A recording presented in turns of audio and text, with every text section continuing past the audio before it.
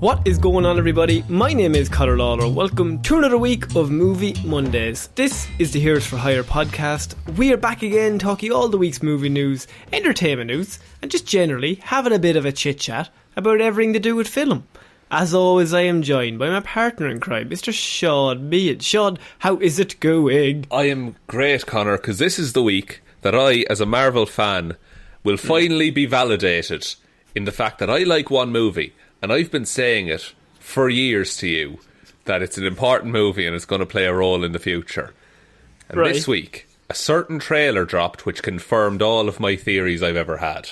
Have you seen the Jurassic World teaser 15-second trailer? Is that what you're talking about? I have, and I knew there would be dinosaurs again. You made that prediction. I said you're mad.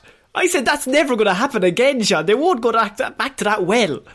Do you think they'll ever do a Jurassic... Wait, sorry, are we talking about Jurassic World later? Because I'll save this for no, we're not. We're not. Because it's 15 right. seconds and it just shows a bunch of dinosaurs. Go on. That's fair. Well, do you think they'll ever just do the end of the dinosaurs, but it's Jurassic World, and it'll be a commentary on, you know, our lives?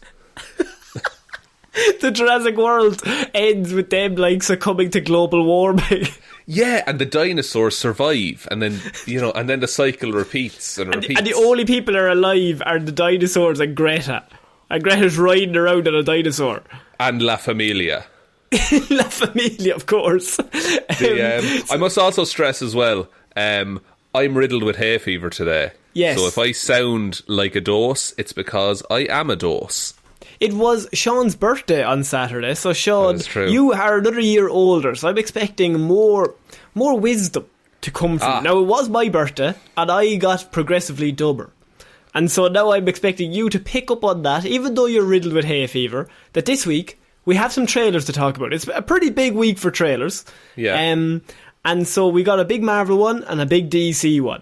And so I'm expecting you to have so much knowledge that I'm going to have to stop and say, Shaun, calm down with the nerdness. You're giving us all too much information. Shaun, dial it back a bit, buddy. No, don't just keep saying, that's grand, looks like a good movie. So we do have to start because there's a lot to get to this week. Okay, and no more bullshit about dinosaurs. No more bullshit about dinosaurs. And if this is your first show, we'd be very happy that if you gave us a like and review on whatever platform you're listening to this on, because it really helps us out on the algorithm. A train station platform, a platform over some lava, a platform Probably slowly going towards a row of spikes. The longer you talk, the stars got less. So, no.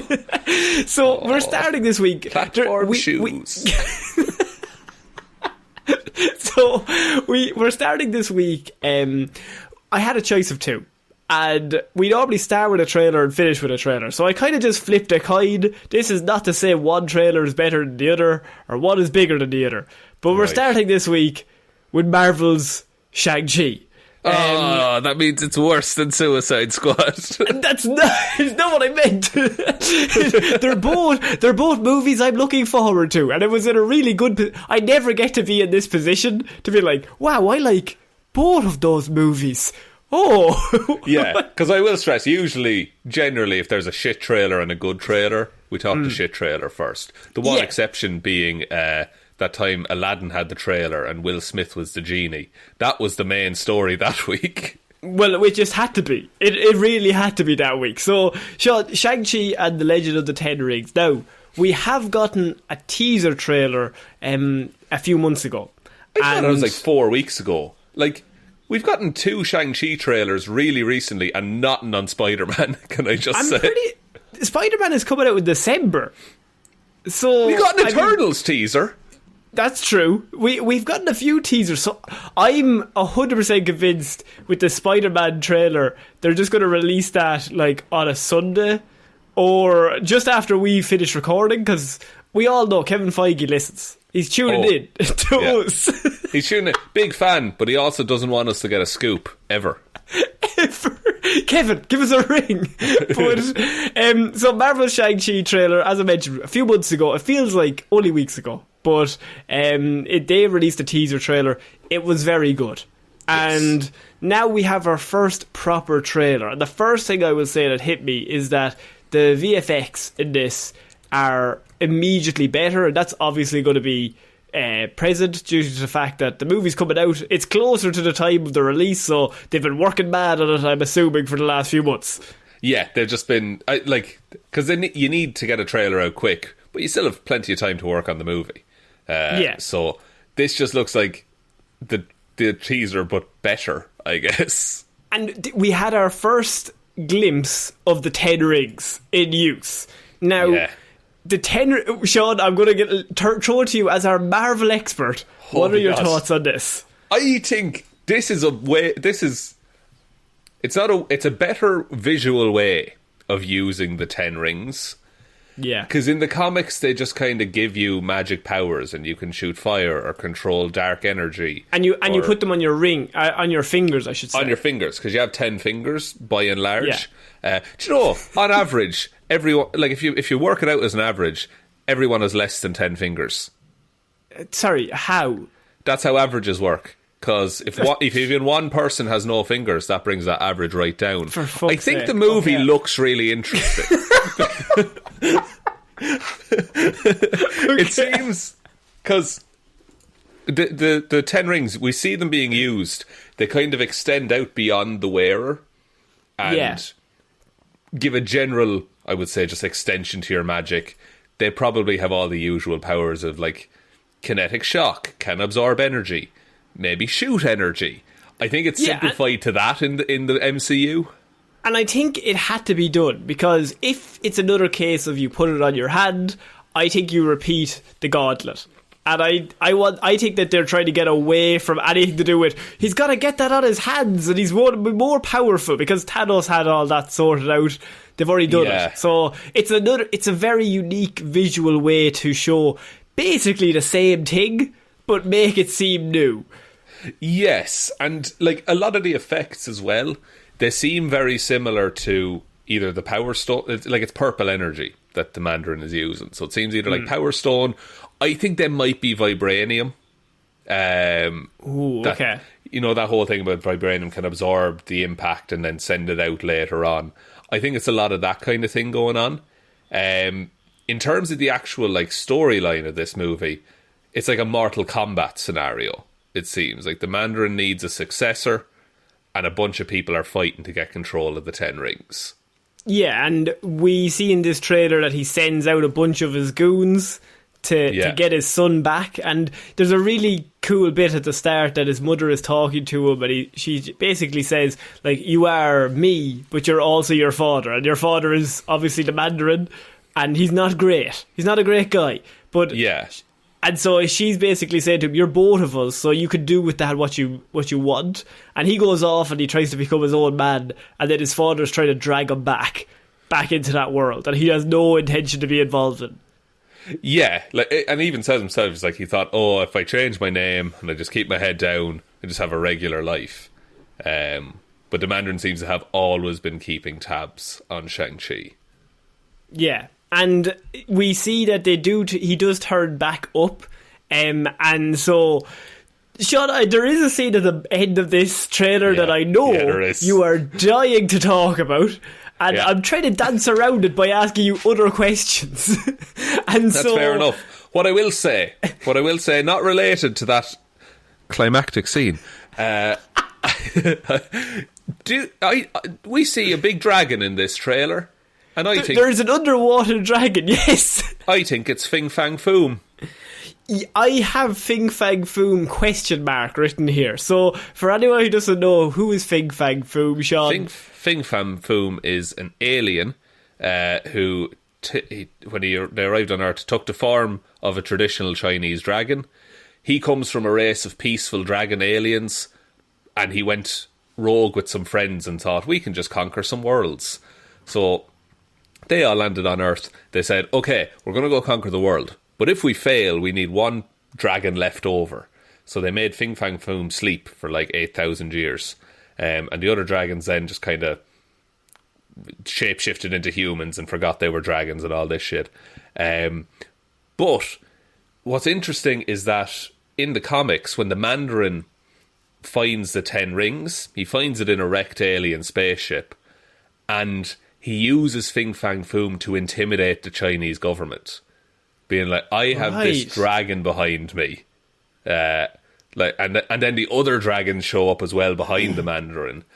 So I think like this could be a training arc kind of deal for Shang-Chi. That like Fin Fang Foom gave the Mandarin his power. So maybe to defeat the Mandarin, Shang-Chi goes to learn from Fin Fang Foom. That would be, that is batshit to be thrown in here. Yeah, but like from what we've seen, they're not pulling punches in this movie. No, like this whole next phase with the Eternals as well. Like, they just don't give a shit. They're just going to throw everything at the wall because, they've already done 23 movies. And they're the biggest movie of all time unless Avatar got re-released. So it's like, sure, fuck it. And like WandaVision and Loki are madly successful and they're both balls to the wall insane. So why not try something mad? And so this movie looks like, the best way I can describe it is that it looks unique, and the trap that they keep trying to get out of is that all the Marvel movies, which let's be honest, there's a massive machine behind all of them that they're all driving them. It's very easy if they could just copy and paste the same ideas into each superhero. Absolutely, big team up, and so they're constantly trying to get out of that idea to kind of do something a bit more out there. And that's where Guardians of the Galaxy comes in. That's where you get a guy with a vision, or even Black Panther. Like these are all unique characters that they're kind of bringing in that aren't just Captain America and Thor. And exactly, yeah. And even like working. Thor, to be fair, has his own style now. At the start, he did fall into the formula a bit. The thing about this, the cinematographer for this is the same that worked on Scott Pilgrim as well. Right. So if you're looking for like a film with a definite visual style, there's your example. Yeah, even just in the trailers we've gotten, the visual style is very clear. The most scenes you can screenshot it and there's like a wallpaper. Like it's so all well composed that it just any scene even the fight up. scenes, like the fight scene, there's only a short piece on this trailer, but it's showed on the bus. And he's fighting, he's hanging out on the outside of the bus. Like, it's only 4 seconds, but I was like, oh damn, that looks like a fun scene. Just even that one bit. So much of these fight scenes look fun, and we see Shang-Chi, they might be taking some elements of his comic powers. He used to be able to split himself and fight with multiple versions of himself. But an attack goes past him, I think it's a water splash or something like that, and he looks at it's in slow motion and he just looks at it in full speed. Yeah. So I think that's showing his reflexes and things. We also see the full on Shang-Chi costume, which is very comic accurate. I seen it and I was like, that's comics. Yes. That's so comics. And it works in live action. And then the most important reveal of the trailer, Connor. I don't even like Shang-Chi. Who the fuck is he? Let's talk about Tim Roth. Let's talk about Tim Roth. Bringing it back to Roth. So, we have the Abomination in this movie. Now, some have said that the Incredible Hulk 2008 was an abomination, but there was also a character in it called the Abomination, Shaun. Called the Abomination. Famously didn't have gills, because at the time it was thought that the Hulk would just bite the gills off. But in this one, he has gills. They've redesigned the character, clearly. Well, I'm glad we got that sorted out, because I've been thinking about that for years. Oh, me and you both, brother. Can I... So, Abomination is fighting Wong, apparently. It looks like Wong. Now, it's not confirmed to be Wong, but he's using a Doctor Strange kind of shield. Doctor Strange kind of shield, similar build of a man. The two actors took a selfie together on the set. Oh, so it's Wong. So that's very we're piecing things together, yeah. So my theory is that basically Doctor Strange, as Master of the Mystic Arts, has sent Wong forward as to try and win the 10 rings to get them, under the control of the sorcerers. I think the US government said, oh, there's a fighting competition. Oh, we'll send the Hulk. We kind of can't. He's an independent agent. Right, well, what prisoner do we have just locked up who's essentially as strong as the Hulk?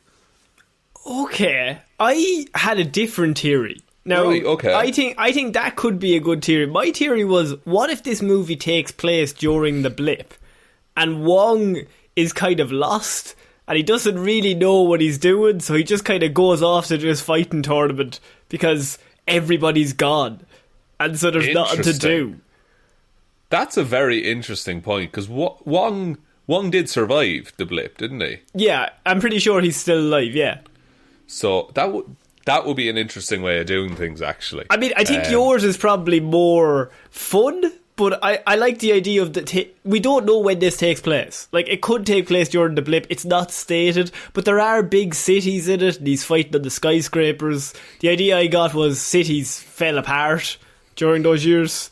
That's very true, but like, see, we don't know. Well, this is something that came up in our Falcon and Winter Soldier discussions. We don't really know enough about the world during the blip. We know kind of before and a little bit of after, but the during is still pretty vague. I think maybe this movie, I know it has a lot to do in terms of the magic and the kung fu and the origins of Shang-Chi. It might, true characters in the real world, say, like the regular human day-to-day world, we might get more of that. Like, we see them all chatting at a bar and things like that, and we might just be like, oh, isn't it great that everyone's back? Wow, remember how during the blip Wong was a bartender? He just has like odd jobs throughout the time, trying to find a trade for himself. Because he can no longer be Doctor Strange's assistant. He doesn't know what he's doing anymore. No, and he technically can't be the Sorcerer Supreme, because he's, I wasn't hired for that role. I don't want to get it this way. No, everybody's gone, and he's just like, still can't get promoted though. Still can't. It's fucking ridiculous. It's a weird paperwork scenario that the previous sorcerer has to sign off on it. He has to get signed off. But he's not technically dead either, so... Yeah, so, I mean, I don't know if Abomination is going to be in this for a long time. Probably maybe a 5-minute cameo, but we like seeing Tim Roth back. Cool. This is true. And Tim Roth is also confirmed to be Abomination is confirmed to be showing up in She-Hulk as well later on down the line. Oh, okay, so maybe it's just a reintroduction, like a soft reboot. Yeah, you remember this guy kind of a thing? Yeah. And now they have the 3D model ready at like movie level quality. So what do you think of this trailer overall then? I mean, better or worse than the teaser? Better than the teaser, I think. It gives you more of a sense of what the movie's actually like. But I feel like I think you're right that like the teaser, things weren't finished at that point. I don't want much more, to be honest with you, in terms of story. I think I'm done in terms of trailers for Shang-Chi. I know I'll have to watch them if there is any more for the show. True. But like the Black Widow stuff, they're releasing like 115-second trailers for that. Like, I'm not watching those because it's not going to add anything. It can only ruin anything at this point. Yeah, and it'll only just diminish what you see in the cinema. So I don't want that either. Yeah, and this movie is, I think, only coming out in cinemas. They're not doing the Disney Plus launch day streaming thing. So that'll be interesting to see how that works out. 3rd of September. Okay, so yeah, 3rd of September this is coming out. It looks great. I can't wait to see what happens. And to be honest with you, I'm interested to see the fan reaction because it is unique. It is a bit different. But I think if this makes a lot of money, I think they'll be like, we've done it again. We can do no wrong. Yeah, and then they take bigger and bigger and bigger risks. Yeah. And then they have a fall from grace. Yeah, that's what I'm planning. I played the long game, Shaun. The long game. Disney have to be taken down. So we're moving on to our next piece of news, and this involves the Flash film, Shaun. We had our first look at some behind-the-scenes images. I'm not going to say footage, but we just had somebody took a set photo, and I would not normally cover set photos, and I don't really care for them because they just kind of rude stuff, but we already knew Michael Keaton was in this film. Yes. And so now we've got a set photo of him on the set looking very Bruce Wayne like. He's got the widow's peak. He's got the famous widow's peak. It's mad what that widow's peak can do for a Bruce Wayne actor. Yeah, Affleck had one as well, didn't he? He did, yeah. Yeah. Because it's apparently like a traditional thing with Batman. I don't know if Bale had it, though. He had the slicked back a lot of the time. Yeah, it's a lot of slick back hair, yeah. But yeah, like... we had this is Michael Keaton. He looks... I mean, he's the same man. So it sounds dumb to say he looks like an older version of him. But he's an older version. He has aged from the 1990 film, and he is now slightly older. But I think, like, he gives off... Even just from this photo, I was kind of like, oh, there's Bruce Wayne. Oh, shit.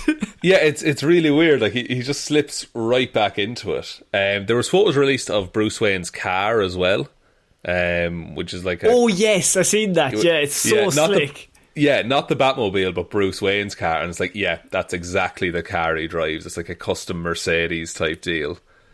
There's also been rumours that this version of Bruce Wayne will have a much bigger part in this film than previously rumoured.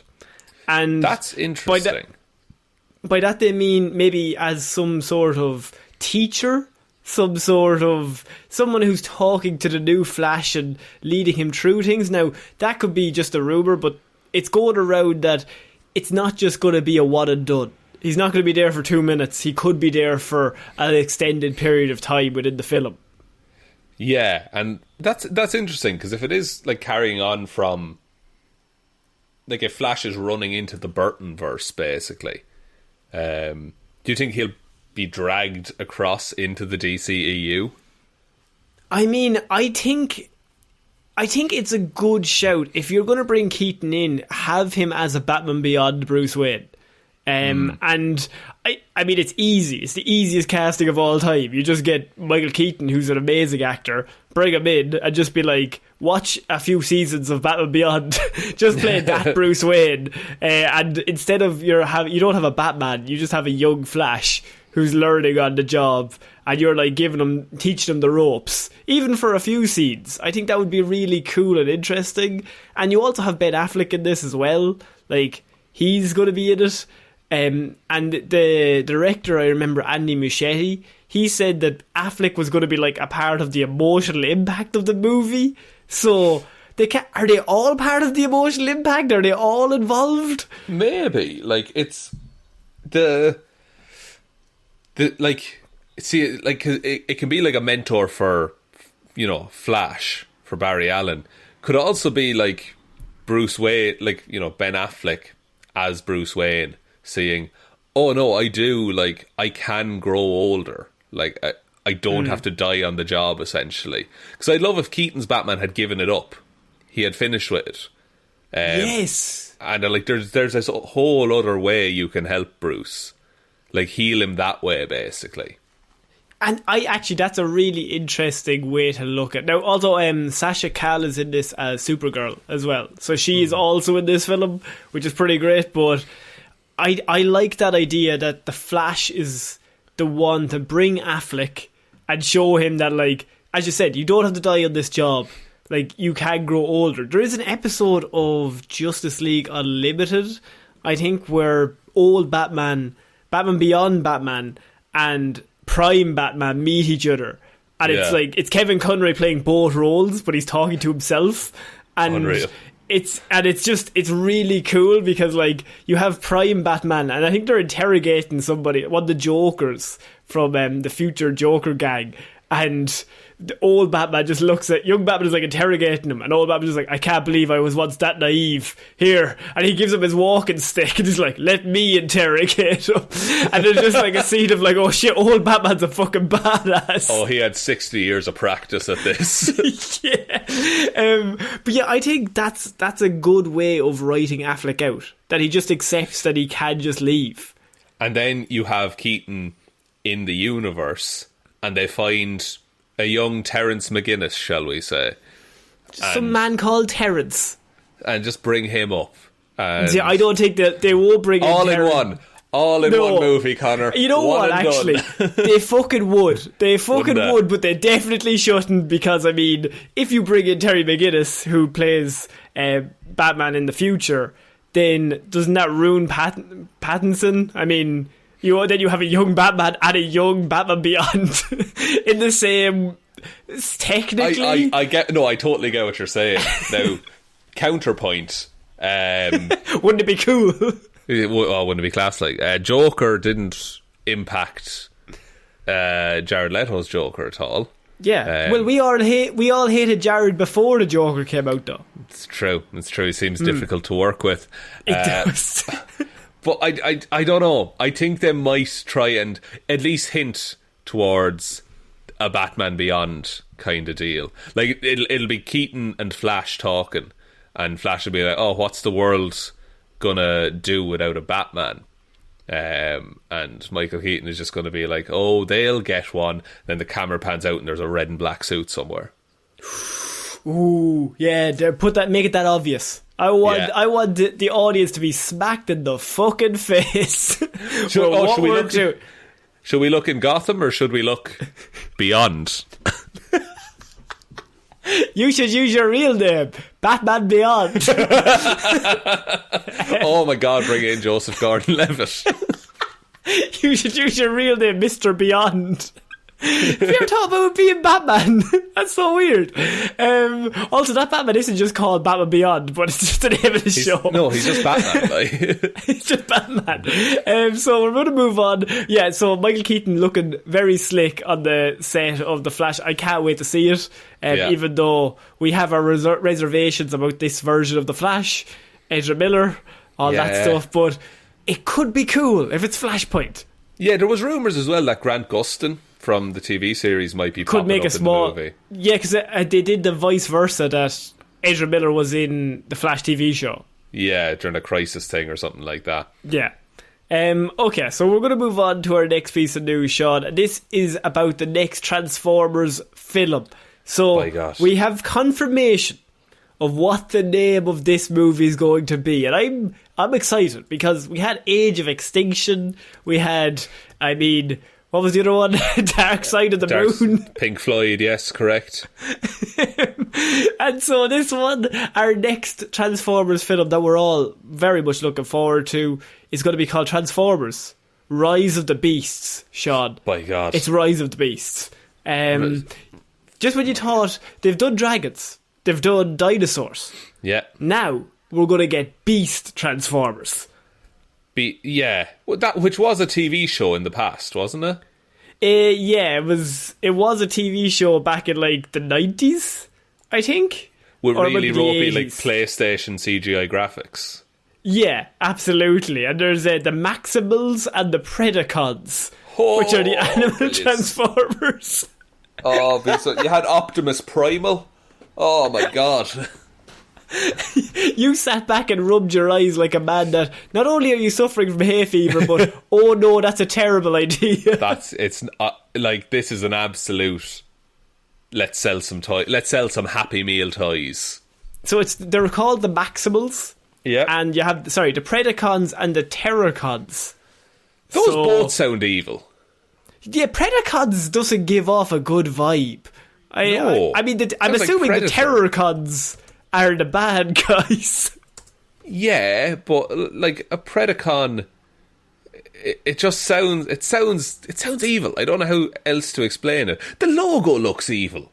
Hang on, I've looked up the logo and it literally looks like a devil collar. It was called Beast Wars, we should say. So Transformers are now going down this road as a way to rejuvenate the franchise, Shaun. Because we've had Mark Wahlberg drinking Bud Light for some reason. We've had cars. Remember that time that car hit the guy in the face? Yeah. The Earth was a Transformer. Then we also had a few movies where Shia was just being Shia. But now we've moved on to robot Transformers, and they're going to be fighting for the Earth, I assume. Here's the thing, because can you tie this into humans? Is it like, how do you is this set in the ongoing Transformers canon? Is what I'm asking.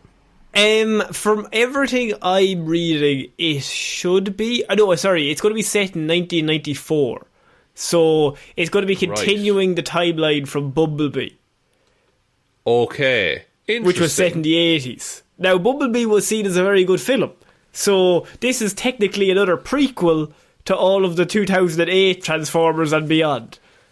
Do you think this whole, like even Beast Wars back in the day, came about because someone thought the name Optimus Primal was cool? Oh, absolutely. Like, someone wrote Optimus Prime on a board, and then they just scrubbed down the E and just put A and L, and then they went, $signs. We've done it. We're Power Rangers now, boys.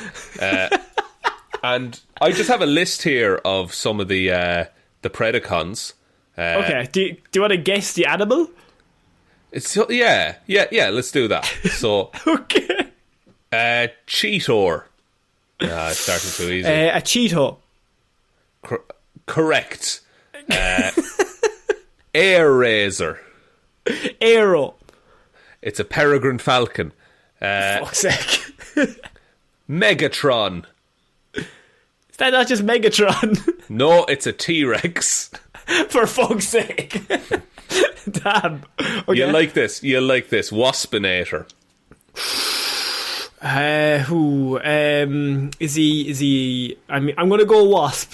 Just to mix it up. I was going to guess B, but then the joke would be dead. So I'm going to go Wasp. 'Tis a wasp. Yes. Starscream. A star. No, wait, no. He's already isn't he already in them? Yeah, but he's also in Beast Wars. Okay, he's not a jet. Okay, so he's going to be. I'm going to say eagle. He's also a wasp. Oh, for fuck's sake! What are the chances? The Tasmanian Kid. I mean, a Tasmanian devil? Incorrect, a Wolverine. What? And I'm going to do one more. Starscream again. There's no way there's two Starscreams. Sorry, Hellscream. It's a Starscream runoff. Oh, Starscream. They just like the word scream after a robot. Okay. Was it Hellscream? Hellscream, yeah. Wasp? No, he's a shark. How? Don't fucking know. Why did you call him Jawscream? Something along those lines. Yeah, Todon. I don't fucking know. Just call him Jaws. Jaws. John. Hello, John. I mean, do you think this movie could work? Sorry, go on. There's one that's just called Randy. What's Randy's deal? Randy's a boar, a wild boar. Oh, jeez, I'd say he's fucking wild, he is. He's an absolute ledge bag. Oh, fucking fun on a night out, Randy, let me tell you. Randy. They must have just ran out with names. What? Night Scream. Oh, who, did they just have the word scream and then they just, kept adding different words to this? Pick a different name. Pokemon has, 700... They never repeat the same name. I've done a search-in page for the word scream. It shows up 12 times. Fuck off. Good and bad, guys. Everyone just makes people scream. Night Scream is a vampire bat, you'll be delighted to know. I mean, that makes sense. Okay. Yeah. He's an urban youth who never left Cybertron, apparently. Oh, I don't like urban youth. I don't like that. Yeah, they don't have a good history with that thing, do they? An urban youth. He's a fucking robot. He's a fucking, but he's also an animal? I don't know. Then you have Unicron, who traditionally is a planet, but in this one he's a flame dragon. How is he not a unicorn? That's fucking brilliant, actually. That is the easiest slam dunk of all time. How are you mixing that up? That's a very good point, actually. Let's write... Okay, they need to do that. I know it makes him probably less intimidating, but lives up to the name. Or just make him another wasp. I want 3 wasps and nobody else. 3 wasps, 9 screams. Just a swarm of wasps. They're beasts, technically. What's it called again? Rise of the Beasts? Rise of the Beasts. Transformers Rise of the Beasts. Okay, prime for a Beastie Boys soundtrack. You know who's going to write it, though? Is a man called Joby Harold, whose previous writing was King Arthur Legend of the Sword. So, it's all connected. Right, okay. So yeah, because Transformers The Last Night started off as a Knights of the Round Table movie. It did, exactly. So this is going to be our next Transformers film. Shaun, are you excited about this? Oh, I am. Holy fuck. Go on. I might be, Connor. Go. Joe B. Harold Yes. is also writing on the Obi-Wan Kenobi series for Disney+. You know what? That's a series we haven't seen yet. Could be terrible. Could be just about King Arthur. I like the character. It's all about King Arthur. He likes one thing. He's really good in one niche environment. Like, he just keeps going around to George Lucas like, could we not call him, I don't know, Arthur? His name is Obi-Wan. Just call him Arthur. Everyone's calling him Arthur. Obi-Wan King Arthur. Huh? Can he pull a lightsaber from a stone? I'm just saying. Wouldn't it work? If that happens, Connor, I will give you €100. Okay, great. Someday. Shaun, we're going to have to move on to our next piece of news, and this is about Kraven the Hunter. Oh. Now, we learned a few weeks ago that the Kraven the Hunter film will be coming out with Aaron Taylor-Johnson confirmed to be playing the man himself. Yes. But now we have a reveal of who the villain could be, because here's the thing. Kraven the Hunter, notoriously not a nice man in the comic books. Bit of a dickhead. Bit of a dickhead. Spider-Man is normally the nice boy, and he's the bad guy. But what they've done is, as classic Sony, they don't have Spider-Man. So, fuck it. Let's just do some Kraven the Hunter, and he's going to be an anti-hero, and it's going to be class. Okay. And so, he needs a villain. Because Venom needed a villain, Kraven needs a villain. And the villain that Kraven has chosen is, for the film, Chameleon.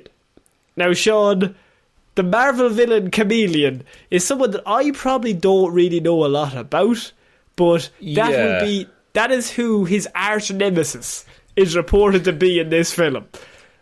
Oh, this is not great.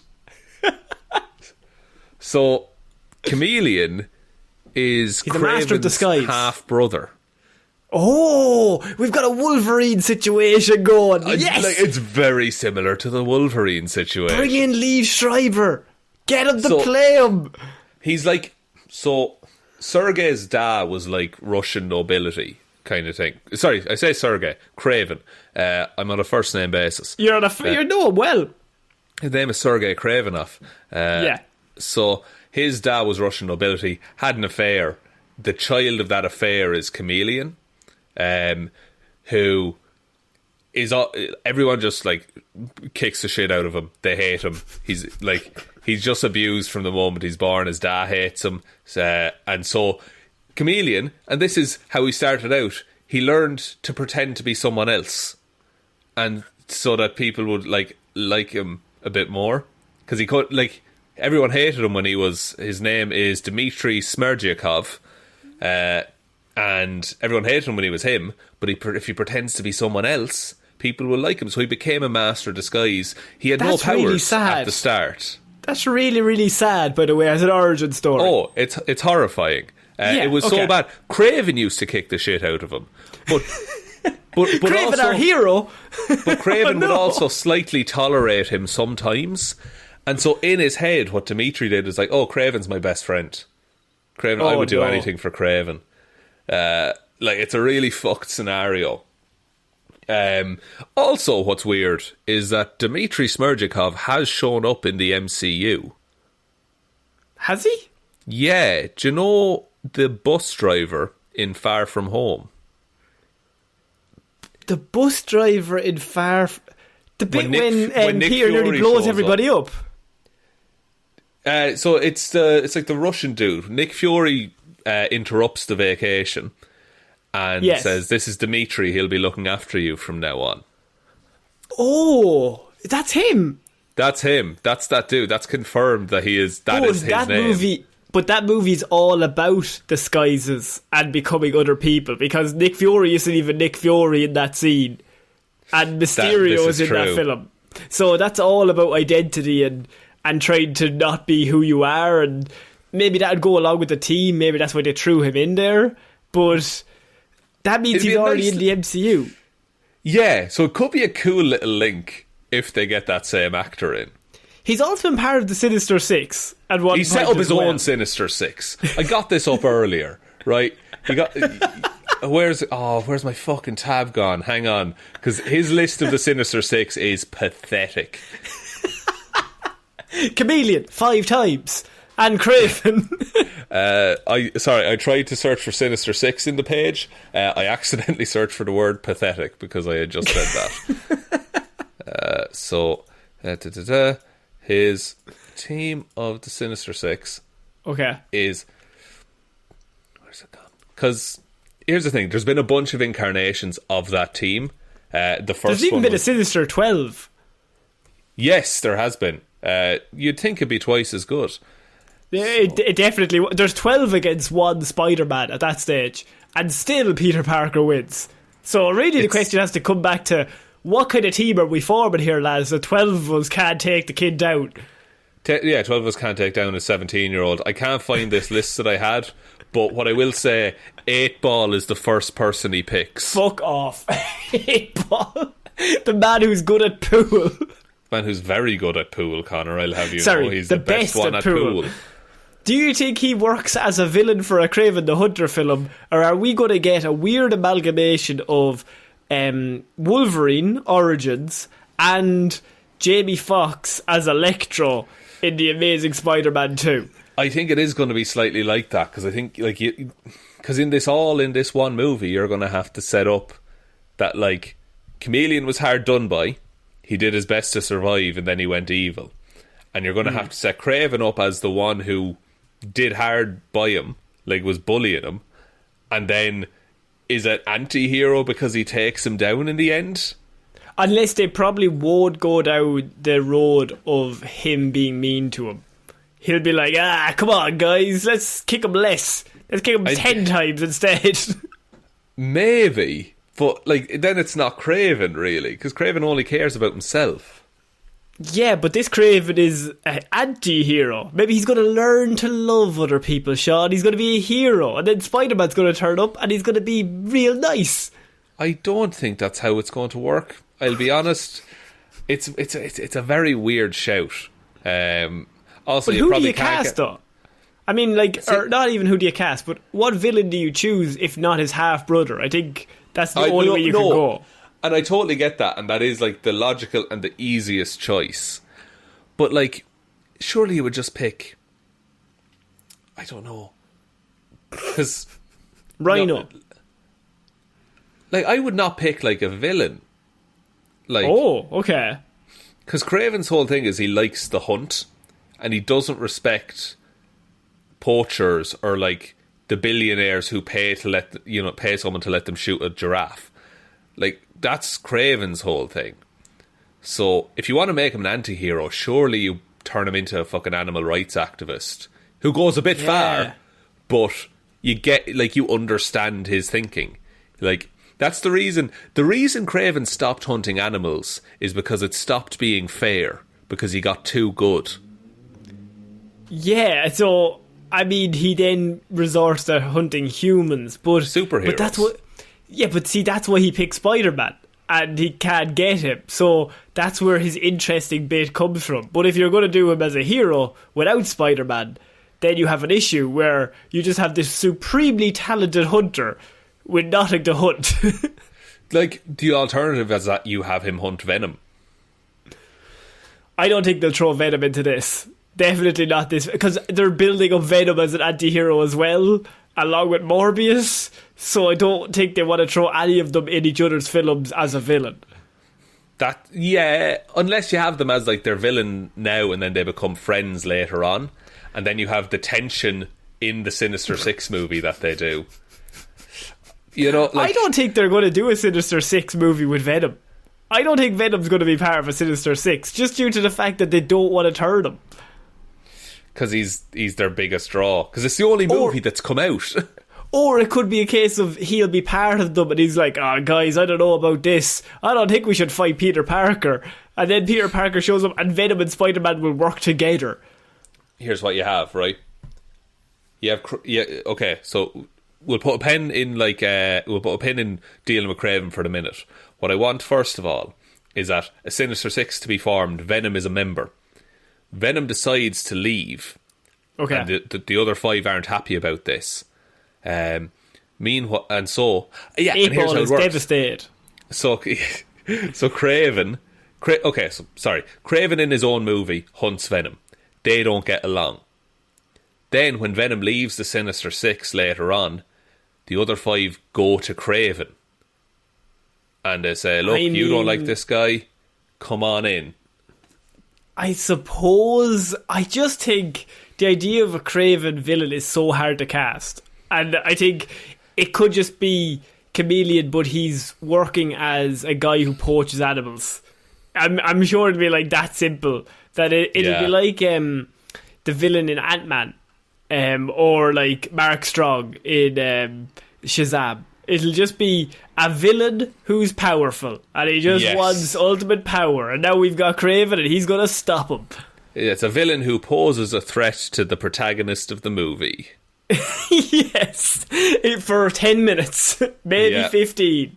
So yeah, I think that this casting is, I think they didn't really have anywhere else they could go. I mean, if it's his half-brother, it's his half-brother. It's a tried and tested formula to cast somebody who knows the hero, but he's not really a hero, but he has to be a hero because the other guy's even worse. Yeah, you have to sell tickets. It's the lesser of 2 heroes. So we have a small story, Shaun, before we move on to the Suicide Squad trailer, but I feel like I'm just going to give you the headline of this story, and then I want you to just react naturally. Just tell me how you truly feel about this, because Jerry Seinfeld is back in a big way.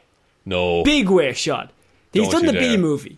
He's already absolutely smashed it out of the park with the B movie. Yeah, but he's back now to direct and star in his next animated film that will be about Pop Tarts. That's right, Shaun. What? Jerry Seinfeld will direct and star in a movie about Pop Tarts. Fucking hell. Do you remember at the start of the lockdown there was no movie news and we had to fill a show? This used to be what all of the stories were. That's ridiculous. Sometimes I see a story and I think, that's not true. And then I click on it and I think, oh wait, it is true. Oh, I better tell Shaun. How much are Pop Tarts paying him to make this movie? No, he had a stand-up routine about Pop Tarts. And I think what he's done here is he's turned a stand-up bit that he has, and he's going to make it into a 90-minute film about Pop Tarts. Do you know when people say about drawing out a joke? Yeah. Surely this is the example of that. I think it could be just like the sausage party, but like multiplied, or the sausage party mixed with the B movie, and they're going to hope for the best.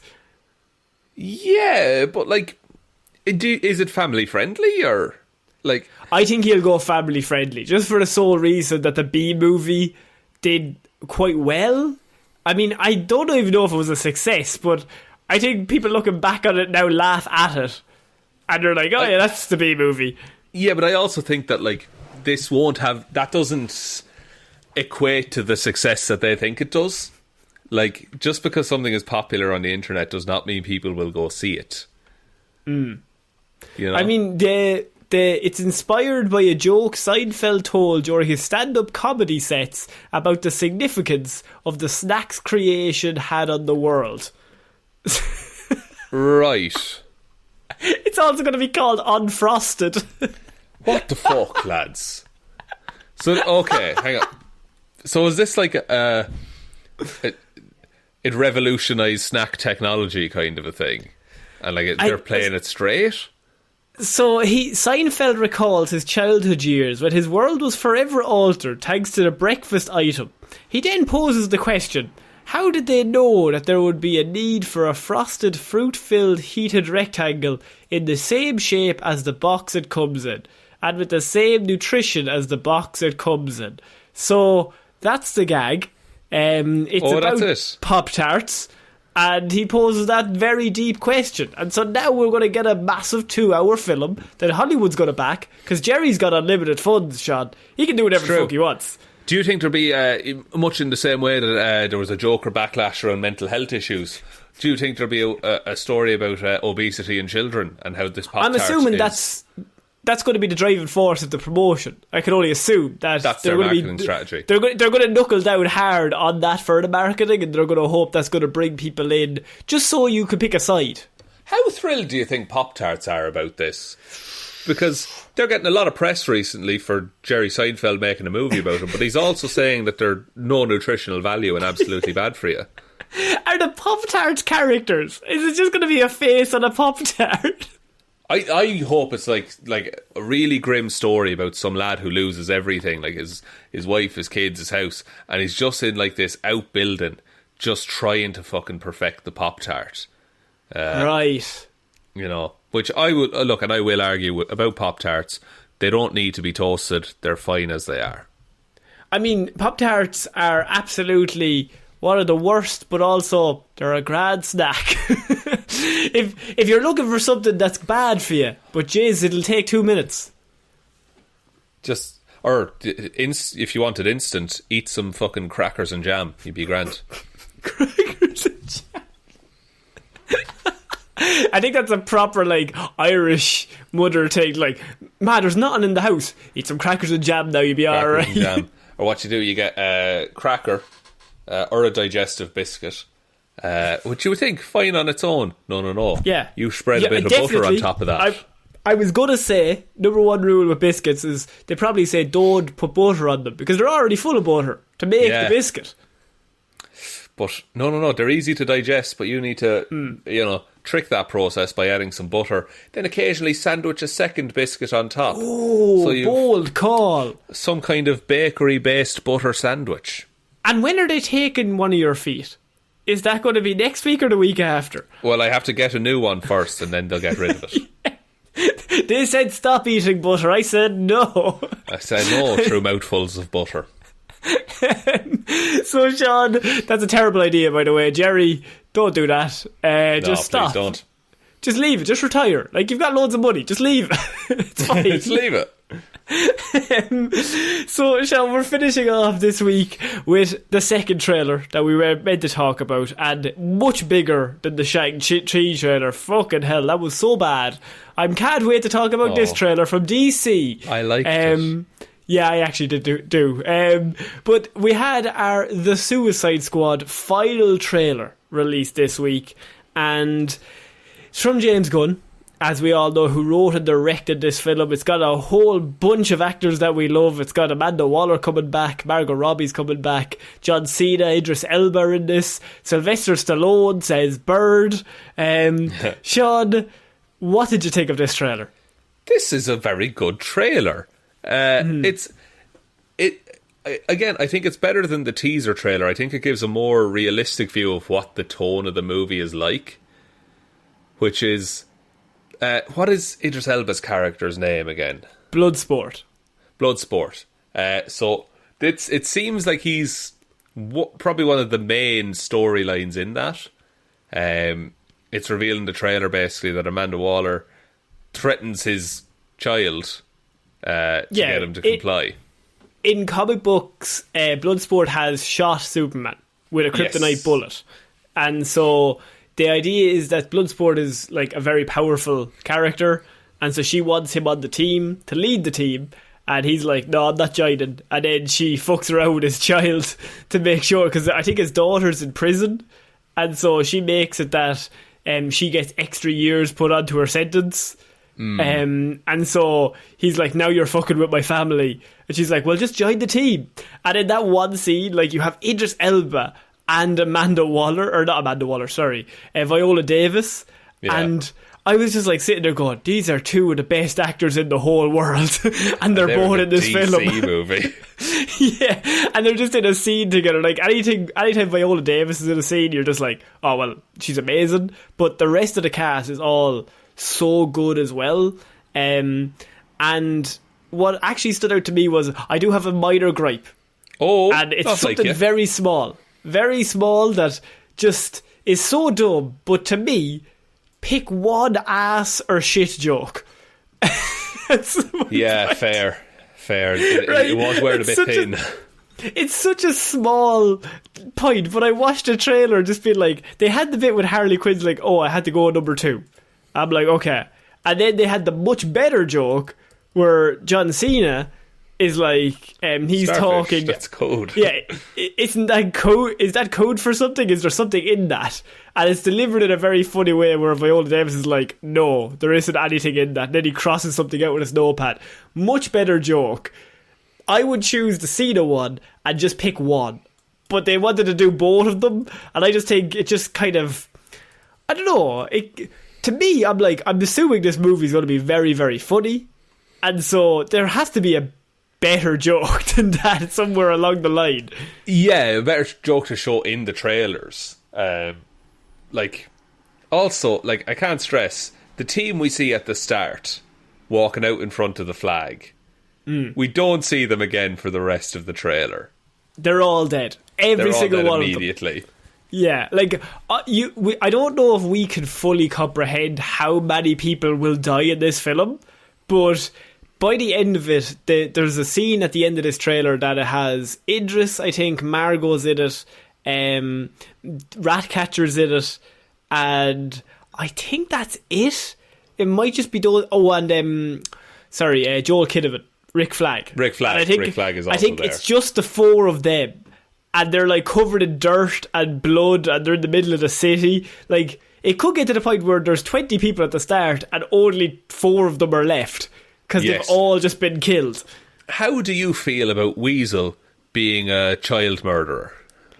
I think that's a funny joke. It is a funny joke, isn't it? I like the bit where it's like, is that a dog? It's a werewolf. And then Pete Davidson is trying to get away, and he's like, it's a fucking werewolf. And then they're just like, it's not a werewolf, it's a weasel. And so it's he's just killed 27 people. No, he's harmless. Oh, but he's killed 27 kids. But other than that... Yeah, I shouldn't say he's harmless, but he won't hurt you.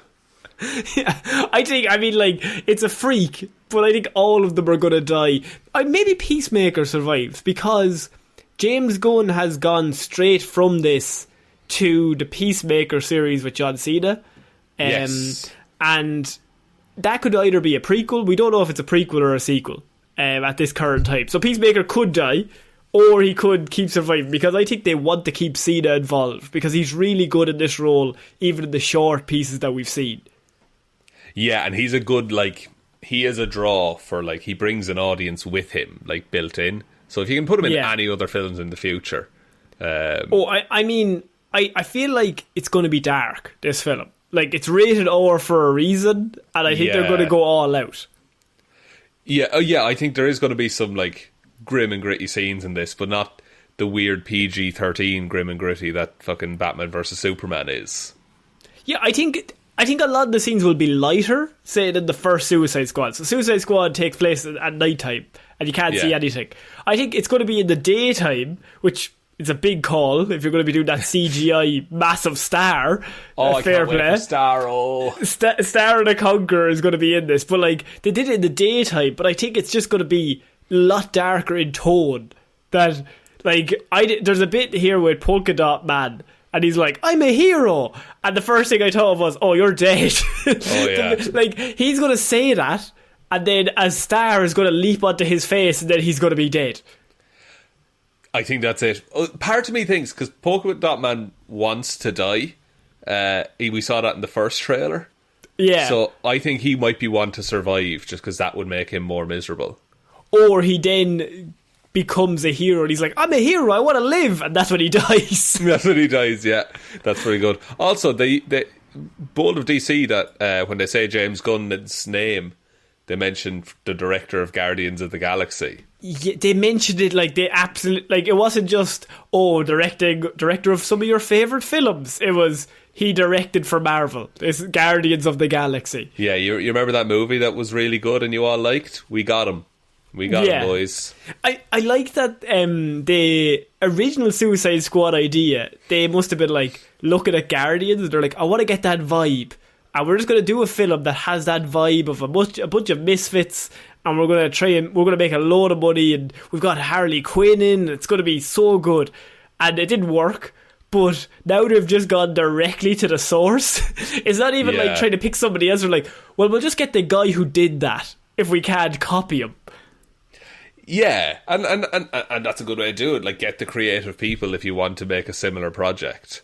Did you see King Shark getting fucked across the city into a building? Yeah, he's presumably fine, right? They didn't just show his death in the trailer. No, I think he's like Killer Croc, where he can take a lot before he dies. Yes, yeah. I like how, like, Rick Flag, I think he says, yeah, you stay off the mic. He says Ratatouille first because he's talking to Ratcatcher. He's like, hey, Ratatouille, what do you see? And then it's just King Shark, and he's just like, bird. I was like, hey, you stay off the line. Good old Stallone doing his best acting he's ever done. They got Sly in to win an Oscar to just say bird, and I think it works. I think that joke is the best joke in the whole trailer. Yeah, or it's the weasel killed 27 children. Yeah, I think that this could be so good, but also I'm like, I still don't really know what's gonna happen, which is what I like. Like, going into this, we're both aware that at least 95% of the people are gonna die. I think they always said like no one is safe. I think the only safe ones would be Margot Robbie, probably. Maybe, like, if you had to pick one. I mean, it would be a bold strategy to kill Harley Quinn, seeing as though, like, she's a massive guaranteed money cow for them. I think go on. I was just going to say Idris Elba. I think he's going to have like a hero's death. Oh yeah, I think he's just famous enough that he survives till the end, but then he dies. That's the luxury he gets. Is that, oh yeah, he can die at the end. I'm Joel Kinnaman. How do you feel about dead or alive? Alive. I don't think. Yeah. I think he's because he is kind of he's one of those characters that grounds the place, because he's a regular man, like quite a skilled and talented regular man, but he's a regular man. And Rick Flag is the leader in most iterations of the Suicide Squad. Yes, so like it helps to have him around. Okay, one more. Jai Courtney, Captain Boomerang, live or die. Oh, I think he's dead. I think he's dead as sticks. I think he's dead. But I think he's going to be really funny, because even in the last film he was quite funny. And so and that wasn't a funny film. No, and so I can understand if in this one he will be funny as well, like Jai Courtney, everyone's favourite actor. And so from Avatar with Sam Worthington. But yeah, Jai is there. I think Captain Boomerang could be dead. I'm just so looking forward to this. The set pieces all look amazing in this trailer. The Harley Quinn fight scene in the hallway looks great. Looks so good, yeah. And all the flowers popping up behind her as she fights, and it's just visually it looks so interesting and unique. And I think it could just be its own thing. Like, it doesn't have to be. The DC are always at this, that they're like, this is going to be a start of a new world, a new universe. Now we're going to start this. I think this could just be a batshit movie that's really good, that has such a unique look that they're just like, this is in a corner by itself. Yeah, because otherwise they need to address, like, later on in the universe, the big starfish that attacked everyone. And you have to address Bloodsport shot Superman. Which Superman? Who are we talking about? Yeah, so like Superman exists in the Suicide Squad universe then, but as you say, which Superman? But it would have to be Henry Cavill. But then, because Ben Affleck meets Viola Davis in Batman vs Superman. Yes, he does. That throws a wrench in things. I will say, Starro does look great as well. We see a few bits of him. Yeah, that's what I mentioned. Like, they did it in the daytime. Bold strategy. Would have been real easy to put that at night in the rain, because it's in the rain, like a starfish as well. You know. Yeah. Did you see the like thousands of starfish falling out of it? Yeah. Oh, fucking hell! Like, how are you meant to beat that? With a ragtag group of misfits. A ragtag group of misfits, and King Shark. And King Shark, of course, Bird. So yeah, I feel like this trailer is great. I cannot wait to watch this movie. And it comes out August 6th, I think. So That's soon. It's only like, at this rate, next month, technically, like a month and a week away. Yeah. So, and again, I think a cinema only on this one. Cinema only on that one as well, yeah. And so actually, no, the same day it would be made available on HBO Max for 1 month. Yeah, I forgot they did that and didn't tell anyone. Deadly. Yeah. So, Shaun, I think that's it for this week's Movie Mondays. What a week, what a packed week of news. Will I take us out, Connor? First of all, I should say and plug that we did a Star Wars Episode 2 review on our Patreon this weekend. I blocked it out, yeah. It was for Attack of the Clones, and if you're interested in listening to any movie reviews of that, we've also done a Phantom Menace review over there, so that's over on the Patreon, and that's for all of our $5 or more patrons. Now, Shaun, who are some of the lovely patrons already over there that have had access to this show? My God, Connor. So, thank you goes out to Waffles. We understand you are Waffles, we understand you are extremely sorry and we forgive you. And just between us, Aotearoa New Zealand is the superior country. I can't believe you've made me say this. Thank you also to Ciara Lawler, David Clarke, Ed Ball, Joe RateMyHemsworth.com, Click Rate, Click Luke, Refresh Repeat, Never Give Up, Hickok Didn't, Bernie, Raymond Ging, Róisín Schrödóisìn Hally, Ryan Right Time Evanson, Shaun Bone Jamieson, Dominic Jessiah Florida Gal Green, Anna Maureen has the fry on Hjelmroos, Little Dicky, it's my boy Bear's birthday on June 28th, he'll be 2, huge fan of the show, especially Hero Zero Fridays. Thanks guys. Thank you Richard, thank you Little Dicky. Happy birthday to your son, Little Dicky. Thank you also to Danny McLaughlin and also to Ray. Now, Ray actually sent in a message to us on the Patreon. So, sad story. A friend of his, who is also a listener actually, his wife was, unfortunately, there was an accident, a car accident. There is a GoFundMe set up to help with some of the funds, some of the costs that kind of come up around that. So that will be linked below for anyone who wants to give what they can to that. Help out in a fairly terrible situation. We'll link the GoFundMe and the article as well. Yeah, that'll all be in the description below. So head on over and look. There's nothing we can say. We're sorry for your loss. Absolutely. But that's about it from us this week. We will be back Wednesday, Weird News Wednesday, Friday, Hero Zero, next Monday then another episode of Movie Mondays.